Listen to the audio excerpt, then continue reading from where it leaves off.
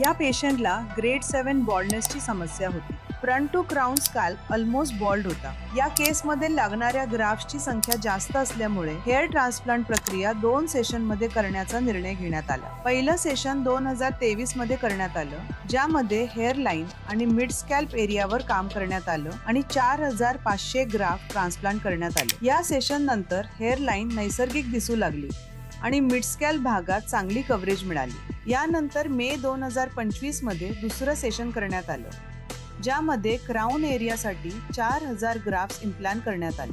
So आज तुम्ही बघू शकतात रिझल्ट किती युनिफॉर्म दिसत आहे. सर्व भागांमध्ये नॅचरल, बॅलन्स्ड आणि समाधानकारक रिझल्ट दिसत आहे. योग्य प्लॅनिंग आणि स्टेप बाय स्टेप ट्रीटमेंटमुळे हाय ग्रेड बॉल्डनेस केसमध्येही चांगले परिणाम मिळू शकतात.